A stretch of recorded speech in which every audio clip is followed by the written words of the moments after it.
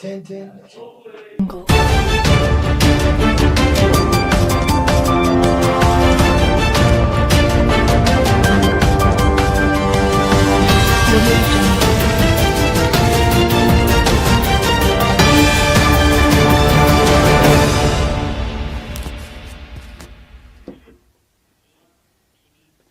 Welcome, dear lovely viewers. This is Younib TV live at 1. My name is Michael Robert, and I will be giving you news updates at the hour. Now on our first story, the 3 justices assigned to former DP Gachagwa's case criticized Rigath's lawyers for what they termed as attempts to intimidate the court and presenting a biased account of the court's findings. The judges declared the claims of unfairness and prejudice against them unfounded and lacking merit. This is the story. The petitioner, my lord, is the former Deputy President, my lord, represented by my lord senior. My lord, I appear for the Deputy President, not former. He remains in office on the basis of the conservatory orders, and each bench has confirmed weighty issues, which is why we are here. Let's not join the rush. For the first petition, For the first petition. The bench takes the view that the applicants appear to selectively focus on aspects that favor their position while conveniently disregarding that the clients that the applicants are presently benefiting from final conservatory orders, which this bench did not deem it fit to lift. It is now apparent that the applicants no longer perceive the urgency in this matter. Instead, they seek to cast aspersions on this court for addressing the matter with the necessary expedition. Such conduct is contradictory and undermines the very urgency that the applicants had initially invoked. The bench finds that these submissions are without any foundation and wholly without merit. That this argument was made for the sake of the gallery, and we find it unnecessary to therefore address it further. One issue of accusing counsel to have been talking to the gallery, that is not something that should be left on the record of this court. The bench feels that such remarks are regrettable and wholly inappropriate. This bench remains firm in its duty and will not be swayed or influenced by any form of intimidation, regardless of. Now, the clergy has cautioned against the proposed constitutional amendment regarding presidential term limits. Senator Samson Cherengani aims to increase the term limit for elective seats from 5 to 7 years. According to the Anglican Archbishop Jackson Ole Sapit, any changes to the constitution requires a referendum to be approved by the people. Here is the story. Our electoral cycle is a 5-year term, and it is stipulated it will be the second Tuesday of every August of the 5th year, and anything to change it, now Kenyans need then to agree through a referendum because it's a major constitutional change. A 7-year term would diminish the frequency with which citizens can evaluate their leaders, making it harder to demand change when necessary. I'm moving an amendment that proposes a 4-year term limit for the president, members of parliament, senators, governors, and members of county assemblies. Why 4 years? Because it enhances accountability, encourages political participation. Now on to some sad stories. Homicide officers are investigating the mysterious murder of 3 family members abducted in Isili and dumped in various locations. Detectives are evaluating critical information that could lead to the arrest of those responsible for the brutal killings. Tumepeleka statement na DCI wanajua wao ndio wataendeleza kupitia kiwango hii sasa tumefikia, na sasa tuko hapa mochari tumekuja kuhakikisha kama maiti ndio ni asisangu au la. Na tumeona hapa nini maiti yake. Tumepata maiti imekatakatwa vibaya. Hata macho imekataa kabisa kuona. Tumeona kabisa kitu hatujawahi kuona maisha yangu. Sijawahi kuona kabisa kitu kama hizo. Na serikali tunataka ingilie hiyo maneno. Tupate nini kwa haki. Everyone is asking questions. Why did this happen? Where are the security agencies? How can this happen? Anti yetu anaitwa Waris alisema anataka kwenda kuangalia skin yake hapa BBS Mall. Na alipoenda ilikuwa ni 2:30, walimngojea wao mpaka ikafika saa 5 na bado hajarudi. Wakimpigia simu anasema ninafika na kuja. Na then hao akasema hao wasichana wawili sasa ambao wameletwa. Huyu Amina Dahir na huyu kazini yake mdogo. Wamesema sasa tuende tumchukue. But it's late, lakini tuende tukamchukue. Na hiyo ndio mara yetu ya mwisho kuwaona na wao pia kuonekana. And the body is badly mutilated. And up to this time what we can say is that our pathologists are going to take over, do the postmortem, and any other further details will follow later. Now, 2 suspects, including a Kenya Defence Forces officer, have been arrested in connection with the gruesome murder of a University of Nairobi student. DCI investigators tracked down Joseph Kamau, a 26-year-old, to a hideout in Komarok Estate and apprehended him after a forensic trial.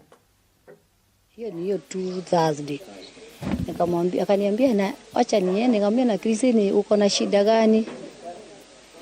Akaniambia mimi hata mimi niko na shida, naona niko na shida. Akaniambia acha niende lakini nitapita hapo. Kristini kutoka hiyo siku sikumuona tena. Niko na siku kama 3 hatujawahi pigiana simu, lakini nilikuwa naambiwa na huyu unaongelesea Kristini, akaniambia ako anje, ako poa, hana shinda. Sasa kukaa hizo siku kutoka Friday kupata habari ni jana, tukaambiwa Kristini hayuko, amekufa. Alikuwa sawa, alikuwa fresh kabisa. Sisi ndio tulimpeleka Ukangari ya polisi. Yusi ndio tulimutoa. Wakati hata ukimshika ako sawa, ako fresh kabisa.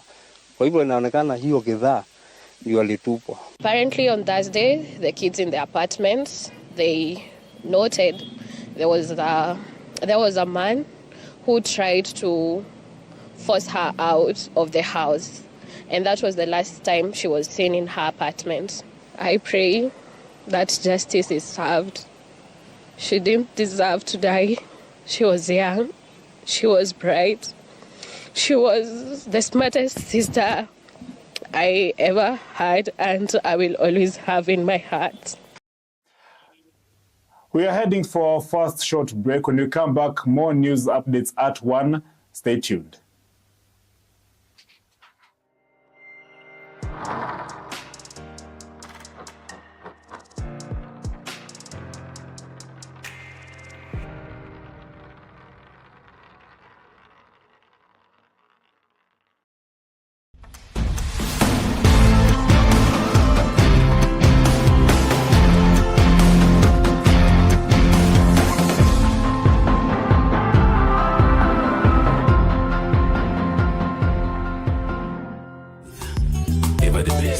Wewe ni mfanyabiashara katika sekta ya elimu, afya bora, usafiri ama unamiliki kampuni yoyote ile? Ungependa kupata fursa ya kutangaza biashara yako ili kuwafikia wateja zaidi? Usikonde. Runinga ya Younib inakupa fursa ya kupeperusha matangazo kuhusu bidhaa na huduma unazotoa kwa bei nafuu. Kwa maelezo zaidi, wasiliana nasi kupitia nambari za simu 0750344700 ama kupitia barua pepe marketing@younibtv.com. Jinyakulie leo. Younib TV, ever the best.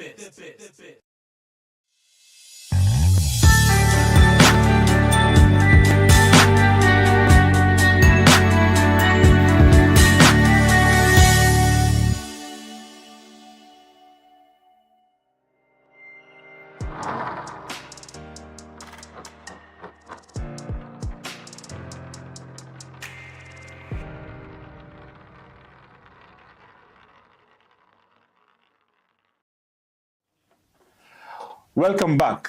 Now, the public sector's union strike against the transition from the National Health Insurance Fund to the Social Health Authority has ended after an agreement was struck with the government.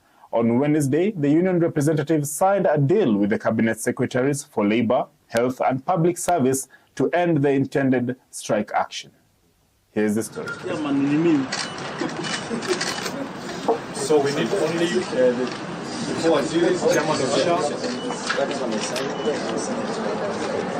We are standing here to call off the threat and to call off the strike because whatever made us to give the notice has been sorted out. What I want to put across strongly is that going forward, the committee consultations, we are praying for them to be productive. We don't want games. We want to assure you that the transition will continue and it will be seamless. We will have everyone accessing service. There will be accessible health service delivery at all levels of care. And equally for the NHIF staff, what we can assure is that they will be transitioned. No one will lose their job at the process. We need to break the cycle in this country of confrontation, that everything has to be confrontational for you to get what you want. I think we need to now start the new culture, and I urge yourselves in the future and others, and you're justified, that before you call a strike, write to me and declare a dispute. And if I fail to resolve that dispute, if I cannot bring everybody in the table there you are, before so we can sort out the problem, then you can call a strike. Because we could have handled these matters without now raising the blood pressure of a strike. Now in other stories, President William Ruto, speaking at the groundbreaking Menengai 3 power plant project today, said that the Adani Group is investing in the transmission line to help Kenyans reduce their debt reliance, calling on private sectors to tap into its potential. Here is the story. The group are investing in the transmission line. Their money, 95 billion. We would have otherwise gone to borrow that money, burden the people of Kenya. This is now a private sector investment, the same way Keshan here is a private sector investment, the same way Sosian is a private sector investment. We will pay for that transmission line using a wheeling charge that has been negotiated.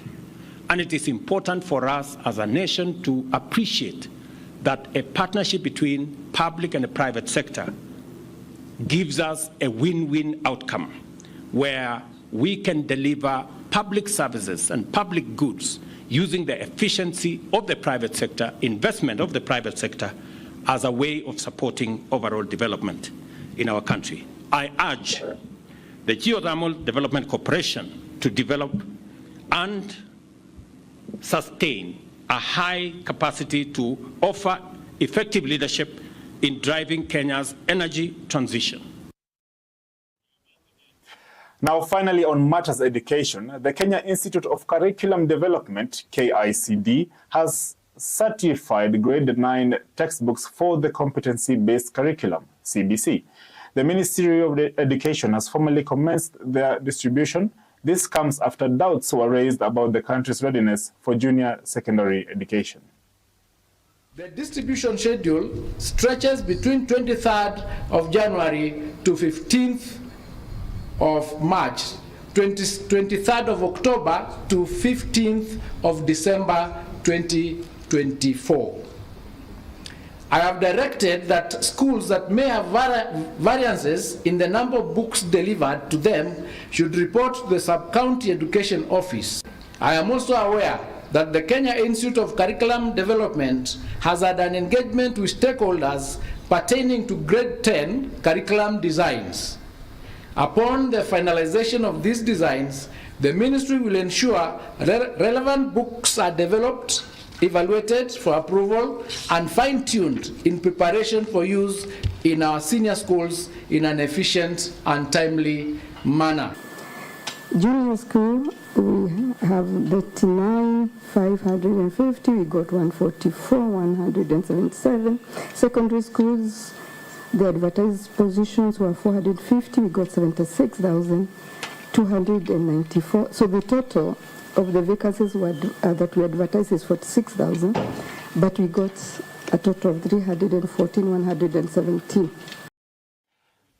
This has been the news updates at 1. Thank you for watching. And for today's quote, if you love something, let it go. If it comes back to you, then it was meant to be. My name has been Michael Robert.